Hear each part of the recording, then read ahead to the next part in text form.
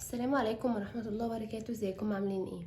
فيديو النهاردة بإذن الله مع بعض هنستغل التوت باج دي بطريقة سهلة جدا وبسيطة للمبتدئين. هي بس محتاجة تركيز شوية في طريقة تركيب الألوان، لكن غير كده هي سهلة جدا وإن شاء الله تخلص معاكم في أسرع وقت.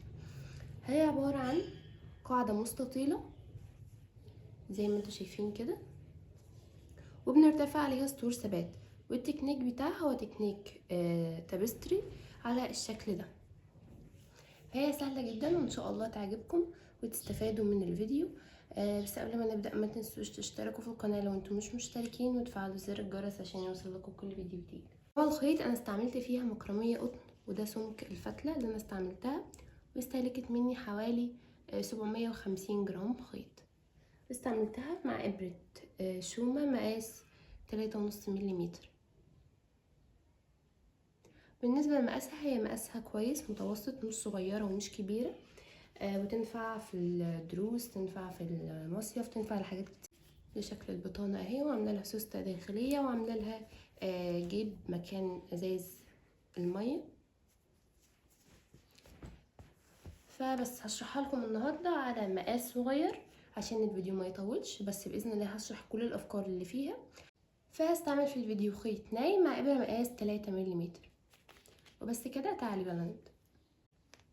اول حاجة القاعدة بتاعتنا عبارة عن 44 غرزة سلسلة. لو جينا نقسمها على المربعات هتطلع معانا 11 مربع. هعملها معاكم النهاردة على مقاس مبسط شوية، فلو انتوا حابين تعملوا المقاس الكبير هتبدأوا ب 44 سلسلة. هبدأ اعمل السلاسل بتاعتي، عقدة البداية، بعدين 1 2 3 4 5 6 7 8 9 10 11 12 13 14 15 16. ال16 بتقبل القسمة على الأربعة، هيبقى فيها 4 مربعات. طيب لما نيجي نشتغل الارتفاع، هما دول كده ال16 دول عبارة عن المربعات كلهم. طيب ارتفاع العمود عندنا هنرتفعه ازاي؟ انا برتفعه بطريقة مختلفة شوية، عبارة عن ان انا هاخد سلسلة ومش هشتغل فيها، وهدخل على تاني سلسلة واعمل حشو على اول سلسلة. وبعد ما اعمل حشو على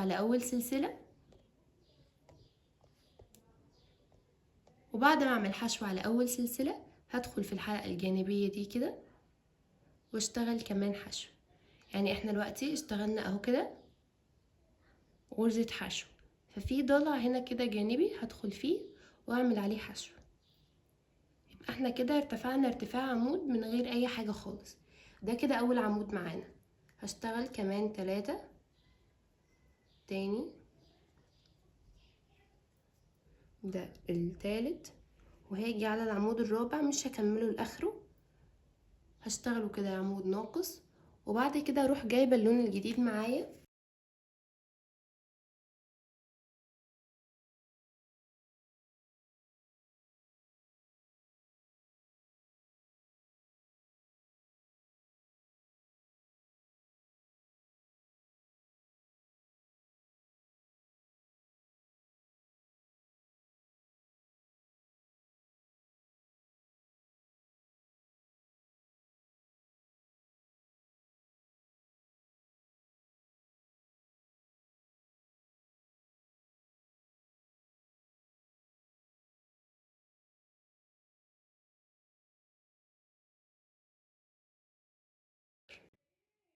بالشكل ده، واخد الاصفر معايا تحت الشغل واشتغل نفس التكنيك.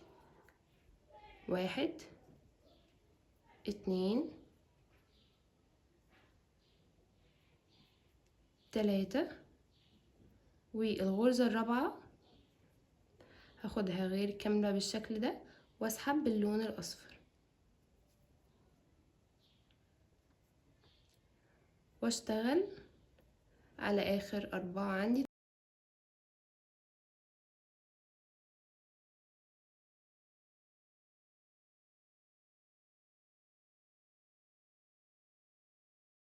طبعا انتوا هتكملوا بنفس النمط لحد ما السلاسل اللي معاكم تخلص بالشكل ده. كده انا كده السلاسل بتاعتي خلصت تمام. انتوا هتكرروها لحد الاخر خالص حسب العدد معاكم. السطر اللي بعده احنا هنشتغل كام سطر؟ انا اشتغلت في الشنطة بتاعتي عبارة عن 6 سطور. تمام، 6 سطور يعني 3 مربعات، لان كل مربع عبارة عن سطرين. فهنكمل. انا المفروض ان السطر اللي بعده برضو هشتغل مستردة فوق المستردة واخضر فوق الاخضر، فهروح اخد الف الشغل معايا كده، ومش هاخد اي ارتفاعات. هدخل اعمل حشو على اول سلسلة والخيط الاخضر معايا تحت الشغل، واعمل حشو، وبعد كده اروح على الضلع ده بتاع الحشو واشتغل عليه كمان حشو، كده يبقى ارتفعنا عمود. وهدخل اشتغل على الباقي برضو الاصفر او المستردة، هشتغل عليهم بنفس اللون. هاجي على العمود الاخير مش هكمله للاخر، وبدل ما اسحب الاصفر هسحب اللون الجديد بالشكل ده، طريقة تغيير اللون، واكمل على الاخضر عادي. طريقة سهلة جدا، الفكرة كلها في طريقة تغيير اللون واننا نظبط الاعداد بالشكل ده كده. الاخر عمود معايا هروح سحبه باللون التاني.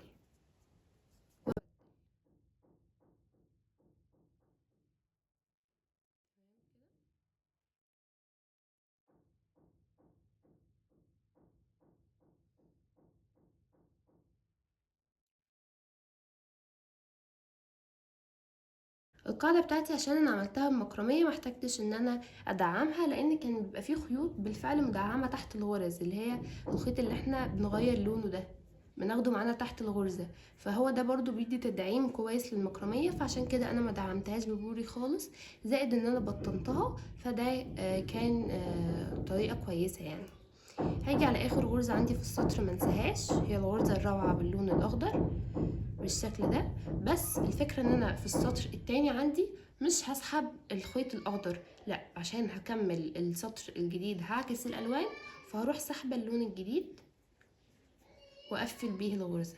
بعد كده اروح قلب الشغل بتاعي من غير اي ارتفاعات، ادخل اعمل حشو والخيط الاخضر تحت الشغل، وبعد ما اعمل حشو هروح داخله في الغرزة دي كده في الحلقة دي واعمل عليها حشو وهكمل. بس المرة دي السطر التالت هعكس، هشتغل عكس الالوان. المربع عندي بيبقى عبارة عن سطرين، في السطر التالت بروح عكس الوان المربعات، وطريقة تغيير اللون هي انت هتشتغلي السطر الرابع نفس الوان السطر التالت، والخامس والسادس تروحي مبدلاهم. لما تبدأي في الشغل هتلاقي ان الموضوع سهل جدا ويتعمل بالنظر كمان. تمام، انا هخلص السطر الثالث زي ما انا قلت لكم، بنعكس الالوان وطريقه تغيير اللون زي ما هي، وبناخد الخيط معانا تحت الشغل عشان يدينا دعامه، وفي نفس الوقت ما نحتاجش ان احنا ننضف الخيط كتير، وبرده الشكل والفينش بيبقى جميل جدا، ما بيبقاش فيه اي حاجه متلخبطه خالص. فانا هخلص الجزء ده كده وارجع لكم تاني بالشكل ده كده. انا هنا خلصت السطر اللي بعده هلف واشتغل على نفس الوان السطر التالت، هلف الشغل كده واشتغل على اول غرزة حشو واكمل على نفس الالوان، واكون كده بعمل المربع، بخلص المربع التاني.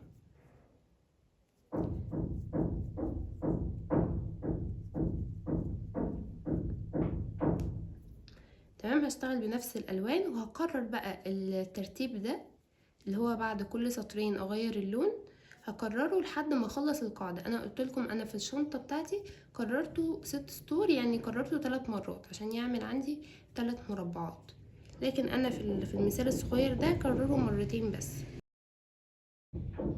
اما تخلص لي القاعده بالشكل ده كده هنشتغل ازاي؟ المفروض ان احنا نظبط حواف القاعده من هنا ومن الجهه دي كمان عشان يبقى جاهزين ان احنا نشتغل السطور الثبات.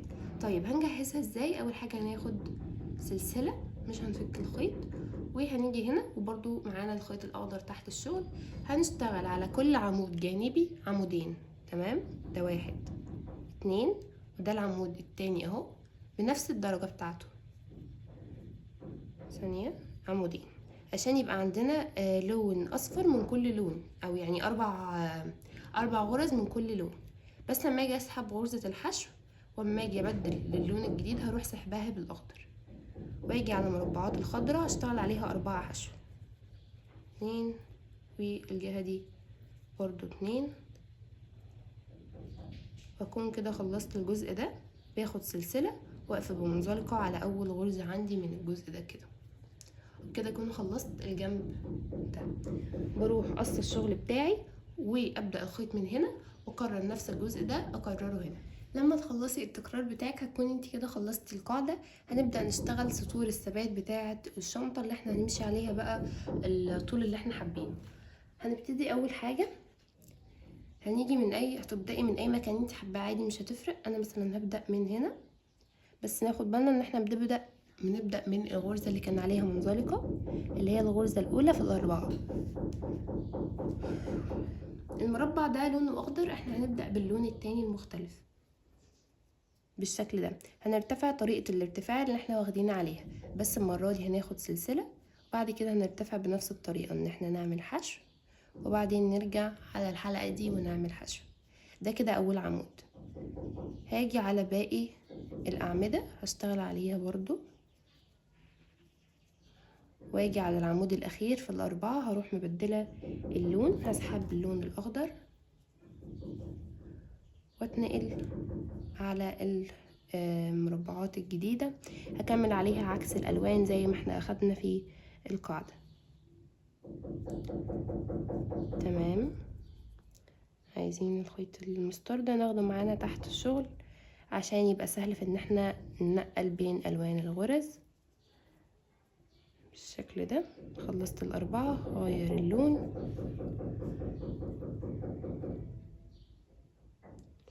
ونسحب اللون الجديد برضو معانا تحت الشغل.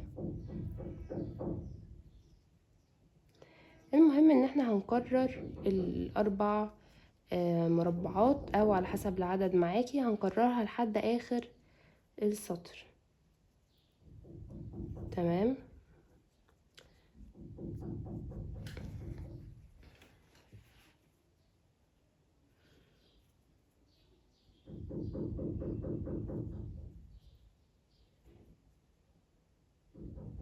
ناخد بالنا هنا ان اخر مربع معانا مش بيكون ظاهر عشان اشتغلنا عليه حشو، بس لازم نشتغل عليه بالشكل ده كده. وبعد كده بعد ما عملنا اللون الاخضر هنروح سحبين اللون المستردة على اخر غرزة، هنسحب المستردة وناخد سلسلة، وبعد كده هنيجي على الجزء ده على الاربعة حشو اللي بالمستردة هنشتغل عليهم 4 عمود بلفة بنفس اللون. 1، متقلقوش السلسلة اما تضيقوها شوية بالمكرمية مش هتبان في السطور اللي بعدها، زائد ان احنا هنبطن الشنطة فما هيبقاش فيها اي مشكلة. ده العمود الرابع، هغير فيه اللون للون الاخضر، واظن كده الفكرة وضحت. ده على اول سطر بس. تمام كده. ده العمود الرابع اهو. ناخد بالنا ان احنا منشتغلش ازيد او اقل من 4. بعد ما خلصناهم بنبدل اللون وناخد سلسلة وننتقل على العمود الاول في الاربعة اللي في الضلع التاني للمستطيل بالشكل ده.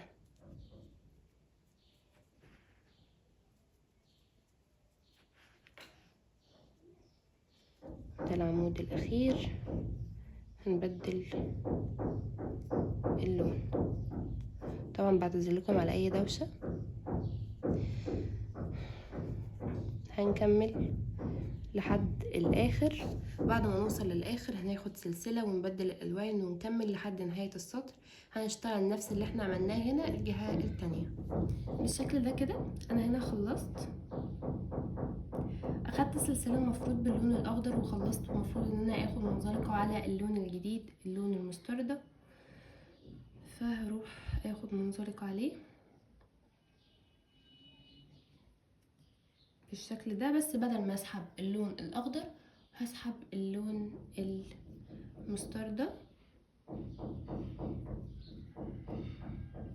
بالشكل ده، واخد غرزة حشو وارتفع الارتفاع بتاعنا بالشكل ده، واخد اللون الاخضر معايا تحت واشتغل على كل لون نفس الدرجة بتاعته. بالشكل ده كده بعد ما خلصت الاربع مربعات بتوعنا وجينا على المكان اللي احنا كنا اشتغلنا فيه سلسلة. طبعا مش هنشتغل على السلسلة دي اي حاجة، هنتخطاها وهنيجي على المربع اللي عليه الدور باللون الجديد هنشتغل عليه بنفس اللون، وهنكرر كده ان احنا بنتخطى السلسلة وبنشتغل على المربعات نفس اللون بتاعها. والسلسلة مرة في مرة هتلاقيها اختفت معانا وبقى شكلها صغير، وزي ما انتوا شايفين ده شكل الشنطة، والسلسلة مش مقصرة جامد في شكلها خالص، هي بس ادت لنا الزاوية بتاعة الشنطة. فانا هخلص السطر على الطريقة دي وهرجع لكم تاني.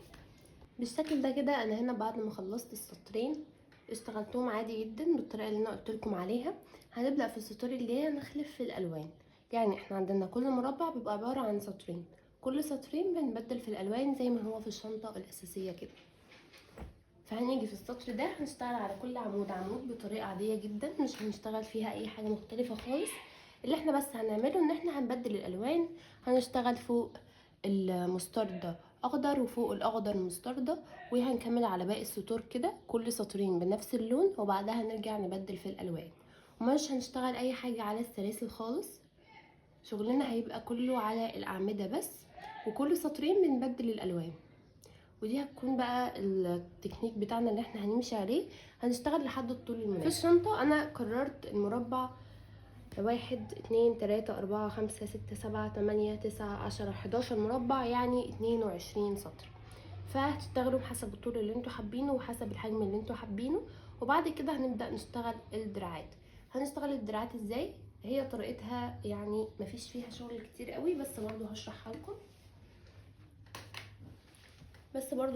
لكم نظري. هنيجي على الشنطة بتاعتنا اهي، تمام. هي مش هتنفع اشرحها على المحفظة لان حجمها صغير. هنيجي على الشنطة بتاعتنا اهي من الجنب، دي التقفيل بتاع الشنطة من الظهر اهو، تمام. هنيجي على الشنطة من الجنب بعد ما نتنيها وكل حاجة، هنيجي على جنبها ونفرده كده وهنعد. ده المربع اللي في النص اهو، تمام، ده اللي في النص بالظبط. هنعد 2 من الجنب ده و2 من الجنب ده، يعني هنشتغل على 5 مربعات، وهنبدأ نحددهم بماركر. هنجيب 2 ماركر،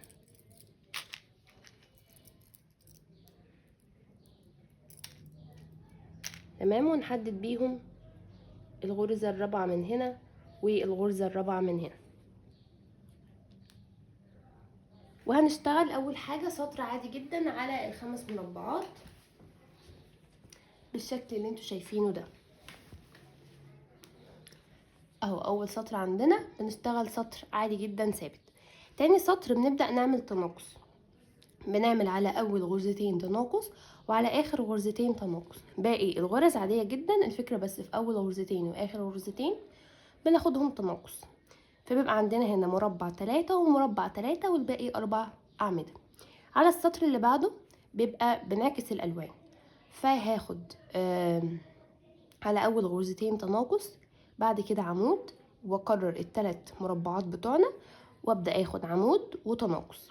يعني احنا عندنا هنا 3 أعمدة أهم، تمام. في السطر التاني هنخليهم فوق عمودين، بأن احنا ناخد في البداية من هنا كده تناقص عمود ونشتغل، بعد كده نشتغل عمود تناقص. التناقصات دايما بتبقى في الاطراف. هنيجي على السطر اللي بعده، هتكون البداية من هنا، هنشتغل تناقص على اول عمودين اللي هما باللون البينك ده، بعد كده نشتغل ال3 مربعات وعلى اخر 2 تناقص. السطر اللي بعده هنشتغل عمود بيبي بلو وبعد كده ال3 مربعات وعمود بالبيبي بلو في الاخر. السطر اللي بعده هنبدأ ناخد البيبي بلو واول واحد بينك مع بعض تناقص، والبيبي بلو برضو والعمود الاخير معانا بينك تناقص، عشان يبقوا 4 اعمدة بينك و4 اعمدة بينك وفي النص بيبي بلو. يعني هنعمل ايه في السطر ده؟ هنشتغل على اول 2 تناقص وعلى اخر 2 تناقص. بعد كده بقى هنعمل ايه؟ الباقي عندنا هيكون 3 مربعات عادي جدا. هنفضل نشتغل لحد طول المناسب معانا في الدراع على ال3 مربعات. وبعد كده لما نحس ان خلاص عايزين نبدأ نشتغل الجزء التاني، هنيجي نعمل عكس التناقصات دي، هنعملها تزايدات. تمام، من اول هنا كده هبدأ اشتغل.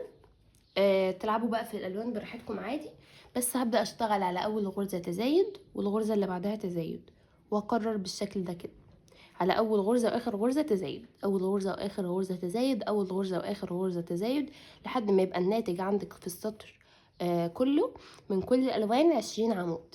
اما يبقى عندك 20 عمود، اخر سطر عندك هيبقى ثبات، وبعد كده تروحي تشبكي الدراع في الشنطة بالشكل ده كده. الفكرة بس ان انت تظبطي تكنيك الالوان، والتشبيك امره برضو سهل.